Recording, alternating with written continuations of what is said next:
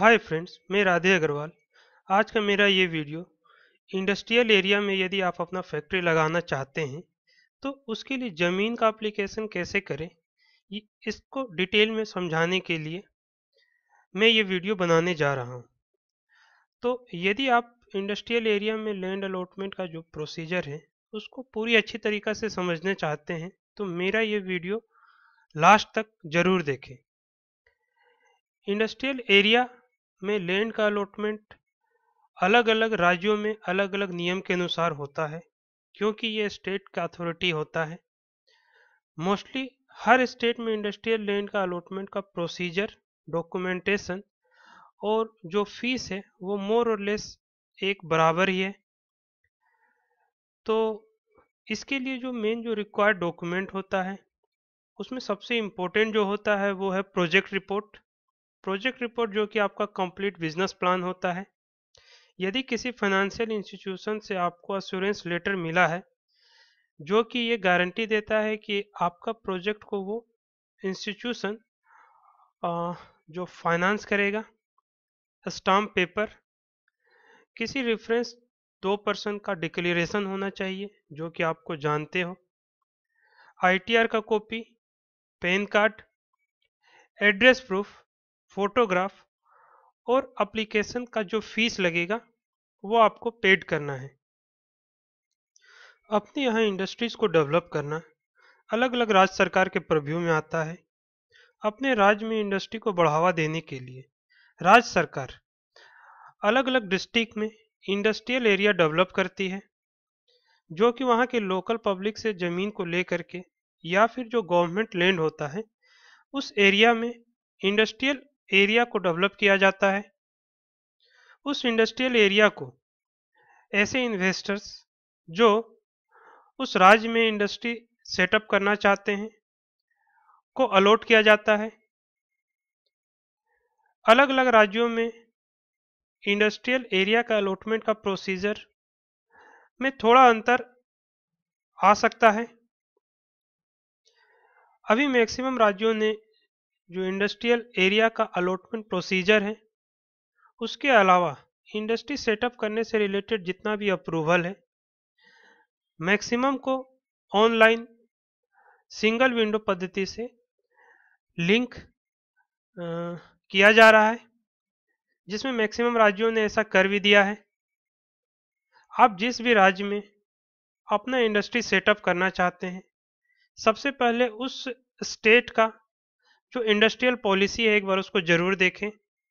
Accordingly आपको समझ में आ जाएगा कि वहाँ का जो लैंड अलॉटमेंट का प्रोसीजर है वो क्या है और किस तरह से वहाँ लैंड अलॉटमेंट आपको अपने फैक्ट्री को सेटअप करने के लिए हो सकता है। आप जिस भी राज्य में अपना फैक्ट्री सेटअप करना चाहते हैं उस राज्य के जो डिपार्टमेंट ऑफ इंडस्ट्रीज है उसके वेबसाइट पर जा कर के, जैसे बिहार तो उसके वेबसाइट पर जा कर के आप एक बार ज़रूर वहाँ का जो इंडस्ट्रियल पॉलिसी है, प्रमोशन पॉलिसी है, उसको एक बार ज़रूर पढ़ें। Department of industries state government का जो ऑफिशियल वेबसाइट होगा उसमें सारा आपको जो भी पॉलिसी है इंडस्ट्री से रिलेटेड वो आपको वहाँ मिलेगा। साथ ही अगर सिंगल विंडो सेल है तो वो भी आपको उसका ऑफिशियल वेबसाइट में ज़रूर दिखेगा, जिसमें आपको लैंड अलॉटमेंट का जो प्रोसीजर है, जो स्टैंडर्ड प्रोसीजर है वो आपको पता चल सकेगा। इस तरह से आप अलग अलग जो भी स्टेट में जहाँ आप लगाना चाहते हैं वहाँ का जो डिपार्टमेंट ऑफ इंडस्ट्रीज़ का ऑफिशियल वेबसाइट है उसमें ज़रूर जा कर के एक बार थोड़ा सा स्टडी करें। वहाँ के जो सिंगल विंडो सिस्टम है उसको थोड़ा सा उसमें समय दे करके सारी बातों को समझने का कोशिश करें। अभी झारखंड में जो ऑनलाइन सिंगल विंडो सिस्टम है उसके आधार पर लैंड अलॉटमेंट का जो एप्लीकेशन है वो अभी ओपन है, इसलिए मैं आपको झारखंड का सिंगल विंडो सिस्टम में जो प्रोसीजर बताया गया है कि कैसे आप अपना लैंड का अलॉटमेंट कर सकते हैं, एप्लीकेशन दे सकते हैं लैंड अलॉटमेंट के लिए, हम लोग उसको देखते हैं और समझने का कोशिश करते हैं कि इंडस्ट्री सेटअप करने के लिए लैंड का अलॉटमेंट कैसे होता है। आप देख सकते हैं ये सिंगल विंडो सिस्टम झारखंड सरकार का है। सबसे पहले आपको इसमें लॉगिन करना होगा अपना ईमेल और पासवर्ड डाल करके।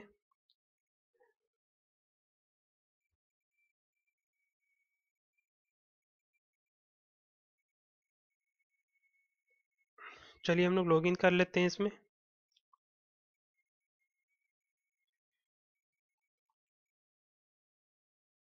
लॉगिन करने के लिए आपको अपना ईमेल और पासवर्ड डालना होगा।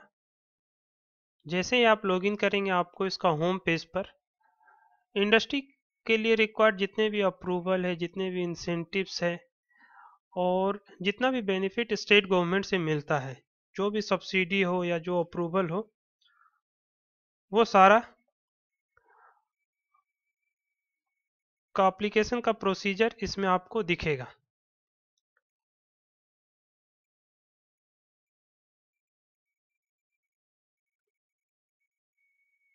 ये होम पेज है। आप देख सकते हैं अप्रूवल, अप्रूवल में लगने वाला टाइम, आप अप्रूवल को चेक कर सकते हैं। जो फॉर्म्स है वो दिया हुआ है। इंसेंटिव के लिए जो फॉर्म्स है वो भी दिया हुआ है। आपको अपने इंडस्ट्री में अपने जो आप बिजनेस जो लगाना चाहते हैं उसके लिए आपको क्या क्या इंसेंटिव्स मिलने वाला है वो भी आप जान सकते हैं। उसके अलावा भी ये सारा इंफॉर्मेशन दिया हुआ है जो भी आपको ज़रूरत है। हम लोग देखते हैं लैंड का एप्लीकेशन कैसे कर सकते हैं। इसके लिए लैंड बैंक पर क्लिक करें। लैंड बैंक पर क्लिक करने के बाद झारखंड में जितना भी इंडस्ट्रियल एरिया है उसका सारा डिटेल आपके सामने होगा। आप देख सकते हैं यहाँ पर दिख रहा है जो रांची में इंडस्ट्रियल एरिया है, आदित्यपुर में इंडस्ट्रियल एरिया है, संथाल परगना है और बोकारो इंडस्ट्रियल एरिया है। अलग अलग इंडस्ट्रियल एरिया में जो लैंड अवेलेबल है, वैकेंट लैंड अवेलेबल है, उसका भी डिटेल दिया गया है। लैंड अलॉटमेंट का नोटिफिकेशन दिया गया है जो कि अभी ओपन है रांची इंडस्ट्रियल एरिया में और संथाल परगना इंडस्ट्रियल एरिया में। आप डिटेल में देख सकते हैं लैंड अलॉटमेंट का क्या क्राइटेरिया है। प्रोजेक्ट रिपोर्ट जो कि एक जरूरी डॉक्यूमेंट है। उसके अलावा जीआईएस व्यू भी दिया गया है। आप अपने लैंड का जो जीआईएस व्यू है उसे भी देख सकते हैं और स्टैंडर्ड जो प्रोसीजर है लैंड अलॉटमेंट का उसका भी डिटेल दिया गया है। जिस एरिया में आपको इंडस्ट्रियल लैंड का जरूरी है उसके लिए नोटिफिकेशन के आधार पर एप्लीकेशन का जो टाइम है वो ओपन हो। आप देख सकते हैं अभी रांची इंडस्ट्रियल एरिया और संथाल परगना इंडस्ट्रियल एरिया में हम अप्लाई कर सकते हैं, लेकिन आदित्यपुर और बियाडा मतलब बोकारो इंडस्ट्रियल एरिया में ये जो है एप्लीकेशन का जो टाइम है वो क्लोज हो चुका है। आइए हम लोग देखते हैं कि रांची इंडस्ट्रियल एरिया में लैंड का अलॉटमेंट का आवेदन हम लोग किस तरह से कर सकते हैं।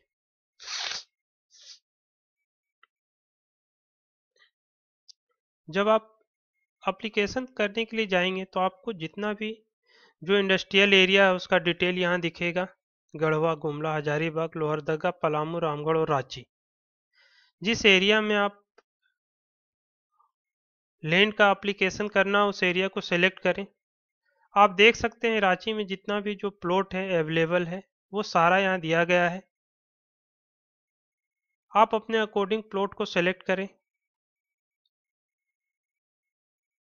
और जैसे ही आप प्लॉट को सेलेक्ट करेंगे जो रिक्वायर्ड डॉक्यूमेंट का लिस्ट है वो यहाँ पर शो होगा। आप देख सकते हैं detail of raw material, detail of machineries. उसके अलावा ये सारा डॉक्यूमेंट जो कि किसी भी स्टेट में जब आप लैंड अलॉटमेंट के लिए एप्लीकेशन देंगे तो ये सारा डॉक्यूमेंट आपको रिक्वायर्ड होगा। प्रोसीड कीजिए। प्रोसीड करने के बाद जो विंडो खुलेगा उसमें वो सारा बेसिक डिटेल आपको डालना होगा अपने बिजनेस से रिलेटेड। आप देख सकते हैं नाम, father name, gender, then category, general, SC ST, address डालना है, कंट्री सेलेक्ट करना है, स्टेट सेलेक्ट करना है, city, pin code, contact number, email ID, pan card जो कि आपका आइडेंटिटी के लिए आप सेम सेलेक्ट कर सकते हैं, जो ऑथराइज सिग्नेटरी होंगे, सेम एड्रेस और सेम डिटेल ये फिल करके, जो कि बिल्कुल बेसिक सा डाटा है, फिल करें और सेव करके आगे प्रोसीड करें। जैसे ही आप बेसिक डाटा को फिल करेंगे और उसे सेव करके आगे बढ़ेंगे, देन फिर आपका जो बिजनेस का डिटेल है वो मांगा जाएगा। आप देख सकते हैं यहाँ आपका जो एंटरप्राइज का नाम है वो मांगा जा रहा है, कॉन्स्टिट्यूशन, आप किस फॉर्म में अपने बिजनेस को स्टार्ट करना चाहते हैं, जिसमें partnership, company, limited liability company, government, HUF वगैरह ये सारा दिया गया है। जो भी आपका जिस फॉर्म में आप अपने बिजनेस को स्टार्ट करना चाहते हैं वो भरें। अगर आपका कंपनी पहले से रजिस्टर्ड है तो कंपनी आइडेंटिफिकेशन नंबर भरें। किस तरह का आप बिजनेस करना चाहते हैं, मैन्युफैक्चरिंग, सर्विस या फिर अदर, जो भी आपका रिक्वायर्ड है वो भरें। आपका बिजनेस किस तरह का है, वो माइक्रो है, स्मॉल, मीडियम है, मेगा, अल्ट्रा, लार्ज है। जो भी आपका बिजनेस जिस में फॉल करता है आप उसे सेलेक्ट करें। आप देख सकते हैं एसएमई का जो क्राइटेरिया है इन्वेस्टमेंट पर डिपेंड करता है। अगर 25 लाख से कम का आपका प्रोजेक्ट कॉस्ट है तो वो माइक्रो में आता है। 25 लाख से जो ऊपर का है 5 करोड़ तक, आप वो स्मॉल में आता है। 5 से 10 करोड़ वो मीडियम में आता है। उसके ऊपर का अगर इन्वेस्टमेंट है तो वो मेगा, अल्ट्रा, लार्ज में आ जाता है। तो अकॉर्डिंग इन्वेस्टमेंट ये डिसाइड होता है कि आपका जो उद्योग है वो कैसा है, लघु उद्योग है या फिर मध्यम उद्योग है। इंडस्ट्री आप सेलेक्ट करें, किस इंडस्ट्री में आपका जो मैन्युफैक्चरिंग है या फिर वो किस इंडस्ट्री में फॉल करता है वो सेलेक्ट करें। उसके अलावा जो बेसिक डिटेल है कि आप किस तरह का जो बिजनेस है वो करना चाहते हैं, अभी जो सेटअप करना चाहते हैं वो कैसा बिजनेस है आपका। अगर फूड प्रोसेसिंग में, जैसा कि मैंने यहाँ पापड़ का दे करके रखा, उसका कैपेसिटी भरे और यूनिट भरे। अगर और भी कोई प्रोडक्ट आप बनाना चाहते हैं उसका डिटेल भी यहाँ भरे, कैपेसिटी भरे। फिर आगे आप देख सकते हैं अगर पहले से आपने किसी और इंडस्ट्रियल एरिया में अगर लैंड ले करके रखा है तो पहले से लिया गया लैंड का भी डिटेल यहाँ आपको भरना है, जिससे आपका ट्रैक रिकॉर्ड पता चलेगा कि आपने जो पहले जो लैंड लिया था उसमें आपने प्रोडक्शन स्टार्ट किया या नहीं किया, और उस पर अकॉर्डिंग जो नियम है इंडस्ट्रियल एरिया का उसको आप फॉलो कर रहे हैं या नहीं कर रहे हैं। तो पहले से जितना भी आपके पास जो इंडस्ट्रियल एरिया में लिया गया लैंड है उसे आप यहाँ पे शो करें। देन फिर आपको प्रपोज्ड एम्प्लॉयमेंट भरना है कि आप जो इंडस्ट्रियल एरिया के लिए लैंड के लिए जो आवेदन दे रहे हैं उससे आप कितना एम्प्लॉयमेंट जनरेट कर सकते हैं। तो अलग अलग लेवल में managerial, skilled, semi skilled, unskilled, इस तरह से टोटल कितना आप एम्प्लॉयमेंट देंगे वो डिटेल यहाँ पर आपको फिल करना है। उसके बाद अदर में कि जो टाइम ऑफ इम्प्लीमेंटेशन है, आप अपने प्रोजेक्ट को कितने समय में इम्प्लीमेंट कर देंगे, प्रोडक्शन स्टार्ट कर देंगे। आपको यहाँ ध्यान रखना है जो मैक्सिमम पीरियड है वो 6 मंथ का है। 6 मंथ के अंतर्गत आपको 6 मंथ के अंतर्गत आपको इसको जो प्रोडक्शन है वो एनी हाउ स्टार्ट कर देना है, इसलिए 6 महीने से ज़्यादा का समय आप नहीं डाल सकते हैं। उसके अलावा आपको कितना पावर का ज़रूरत होगा, कितना पानी का ज़रूरत होगा, ये सारा बेसिक डिटेल आपको भर करके देन फिर आपको जो प्रोजेक्टेड जो फंडिंग है, आप अपना कितना पैसा लगाएंगे, फाइनेंशियल इंस्टीट्यूशन से कितना लोन लेंगे, अदर अपने दोस्त यार या फैमिली से कहाँ से कितना पैसा इकट्ठा करेंगे, वो डिटेल डाल करके आपको फिर ये बताना है कि जो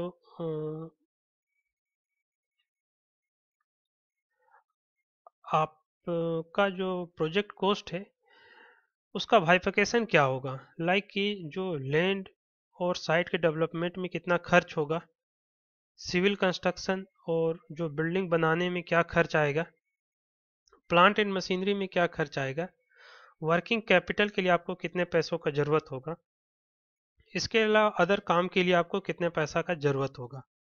तो इस तरह से टोटल प्रोजेक्ट कॉस्ट क्या है, उस टोटल प्रोजेक्ट कॉस्ट में आप अपना पैसा कितना लगाने वाले हैं, बैंक से कितना पैसा लेने वाले हैं, फैमिली दोस्त यार से कितना पैसा लेने वाले हैं, इस तरह से टोटल आपका जो प्रोजेक्ट कॉस्ट है उसका डिटेल आपको बताना है।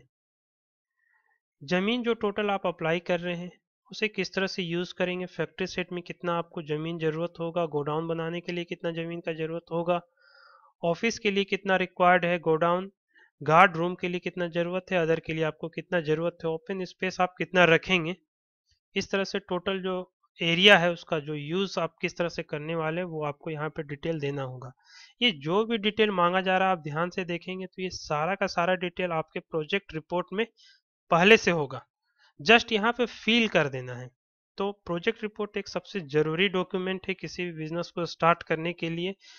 वो हर जगह काम आता है, चाहे आप बैंक के लिए लोन का एप्लीकेशन दे रहे हो, फैक्ट्री के लिए लैंड का एप्लीकेशन दे रहे हो, या किसी भी स्टेक होल्डर से जब आप डील कर रहे हैं, तो सबसे इम्पोर्टेंट जो डॉक्यूमेंट होता है वो आपका प्रोजेक्ट रिपोर्ट, जो कि कंप्लीट बिजनेस प्लान होता है, जिसे देख करके कोई भी समझ सकता है कि आप क्या करने वाले हैं। प्रोजेक्ट रिपोर्ट अगर आप बनाना चाहते हैं तो इसके लिए मैंने एक वीडियो अपलोड किया है, आप उसे ज़रूर देखें कि प्रोजेक्ट रिपोर्ट कैसे बनाया जाता है। उसमें मैंने एक सैम्पल जो प्रोजेक्ट रिपोर्ट का जो सैंपल है वो भी मैंने अपलोड किया, जिसके बेसिस पर कोई भी बिल्कुल आसानी से अपने बिजनेस का प्रोजेक्ट रिपोर्ट तैयार कर सकता है। देन फिर इसे आप सेव करके आगे बढ़ें।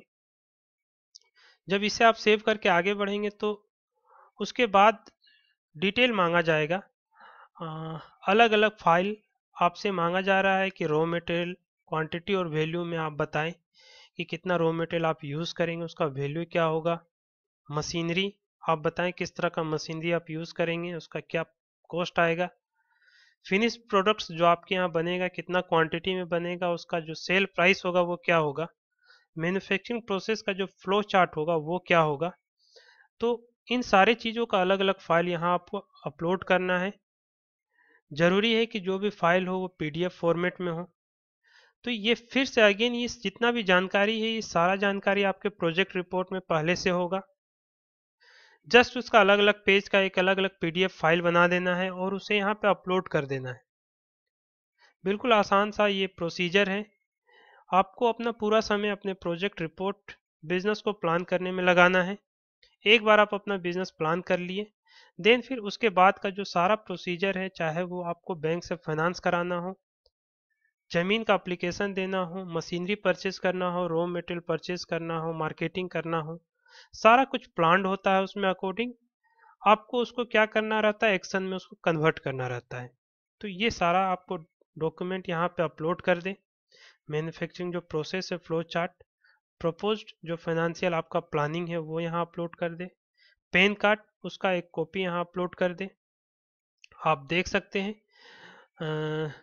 अगर कंपनी है आपका जो रजिस्टर्ड कंपनी है तो डायरेक्टर का जो प्रोफाइल्स है उसको यहाँ पे अपलोड कर दे, प्रमोटर्स का जो फंड का जो डिटेल है वो यहाँ पे अपलोड कर दे, एश्योरेंस लेटर जैसा कि मैंने बताया था अगर किसी बैंक या फाइनेंशियल इंस्टीट्यूशन से आपको मिला है तो वो लेटर का यहाँ पे आप कॉपी लगा दे, अगर नहीं मिला है तो ये मैंडेटरी नहीं है। कोई दो ऐसे लोग जो आपको जानते हो, आपके सपोर्ट में, आपको के फेवर में एक डिक्लेरेशन लेटर देंगे जो कि स्टाम्प पेपर में होना जरूरी है। उस लेटर का यहाँ फॉर्मेट भी दिया गया, आप चाहे तो उसे डाउनलोड कर सकते हैं और स्टाम्प पेपर में इसमें जो साइन करवा करके, जो दो लोग आपको जानते हो उनसे दो लोगों से साइन करवा के आप इसे फिल करके यहाँ अपलोड कर सकते हैं।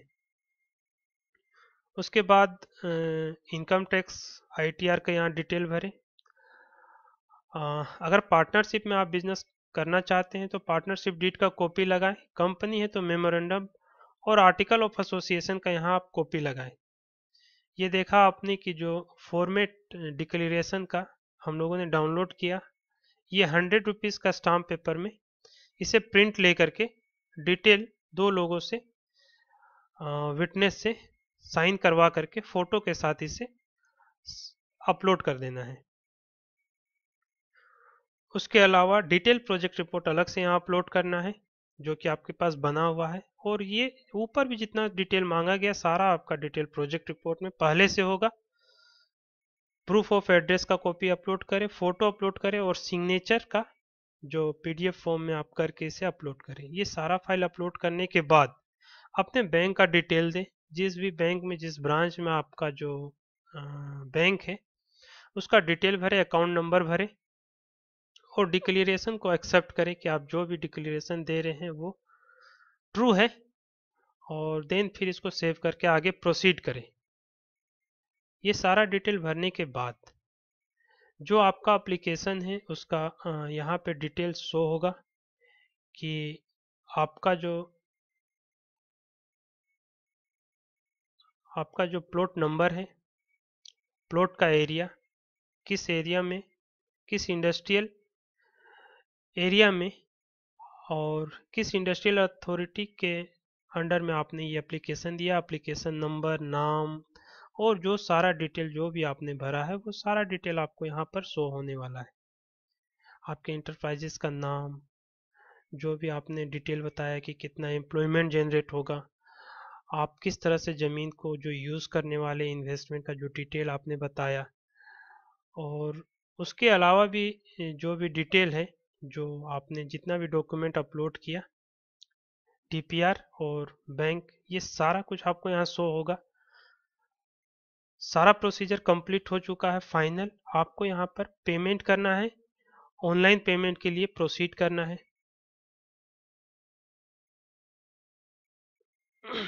जब आप ऑनलाइन पेमेंट के लिए प्रोसीड करेंगे तो यहाँ आपको आपका एप्लीकेशन दिखेगा, और एप्लीकेशन का जो प्रोसेसिंग फ़ी है वो 10,000 है।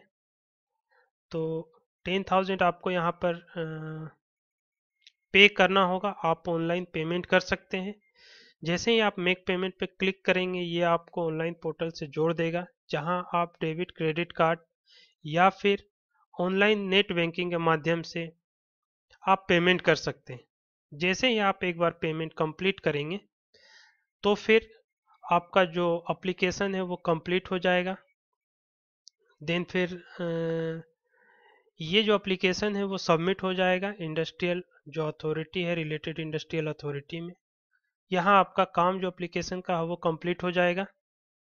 उसके बाद जब एप्लीकेशन का जो डेट है क्लोज होगा, उसका एक फिक्स पीरियड के बाद जो इंडस्ट्रियल अथॉरिटी होती है उसमें एक कमेटी होती है जिसे बोलते हैं प्रोजेक्ट क्लियरेंस कमेटी, और दूसरी एक कमेटी होती है जिसे बोलते हैं लैंड अलॉटमेंट कमेटी। इन दोनों कमेटी का एक मीटिंग होगा।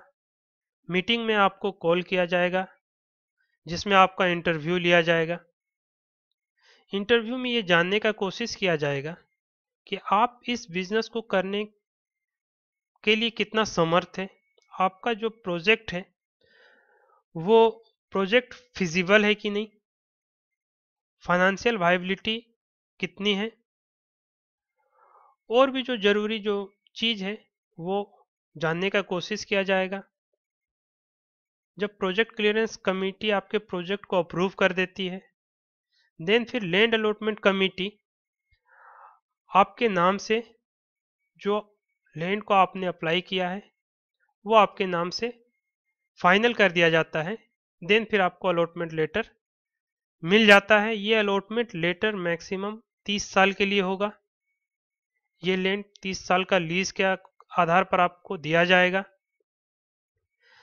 यहाँ एक और चीज ध्यान देना है कि यदि एक लैंड के लिए सिंगल एप्लीकेशन आता है तब तो उसका जो फिजिबिलिटी, फाइनेंशियल वायबिलिटी जज करके उसे अलॉटमेंट लेटर दे दिया जाता है। लेकिन यदि अगर एप्लीकेशन एक लैंड के लिए एक से ज़्यादा एप्लीकेशन आया है तो फर्दर इसमें एक बीडिंग प्रोसेस होता है जिसमें वो सारे एप्लीकेंट फिर से बीड करते हैं।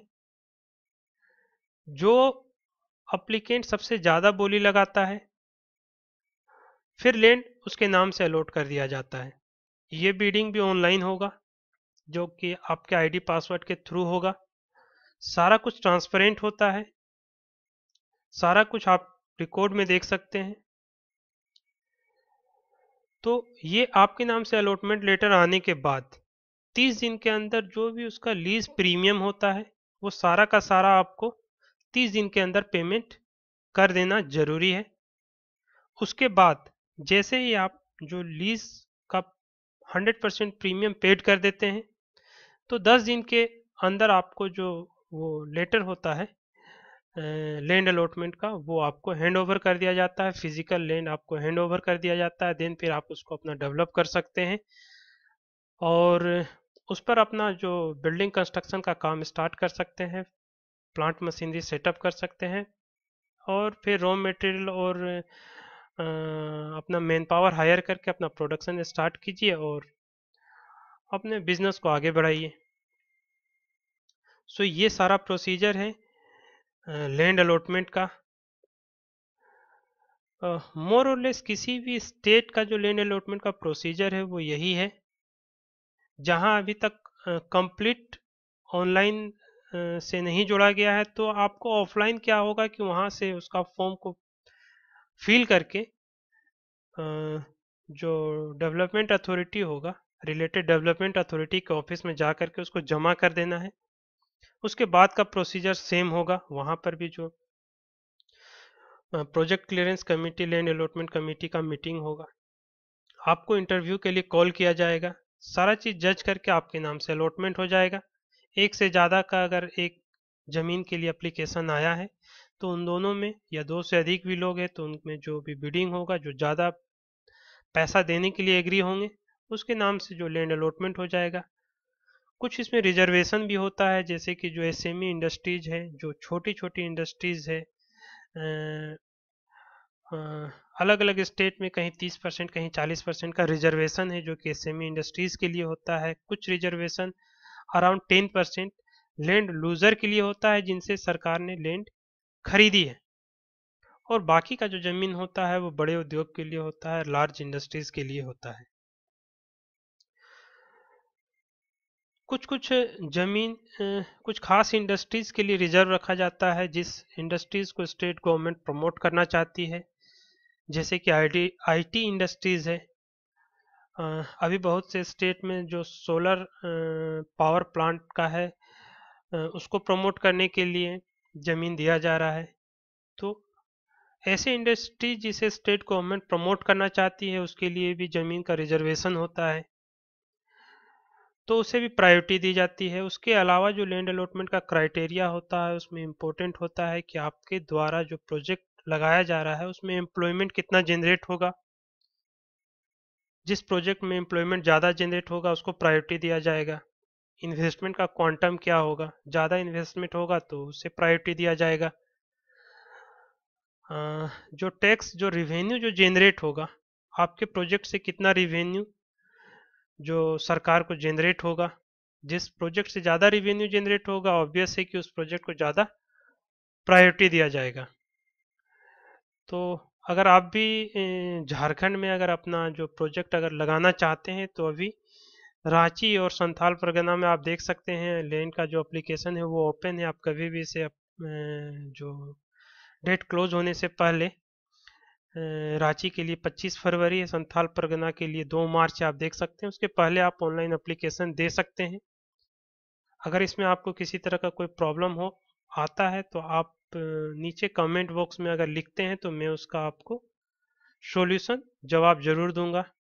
इसके अलावा मेरे और भी जो वीडियोस हैं जो कि मैन्युफैक्चरिंग बिजनेस से रिलेटेड है, लाइक अपना मैन्युफैक्चरिंग बिजनेस भारत में कैसे स्टार्ट करें, उसे अंत तक जरूर देखें। स्टेप बाय स्टेप उसमें आपके लिए सारी जानकारियां दी गई है।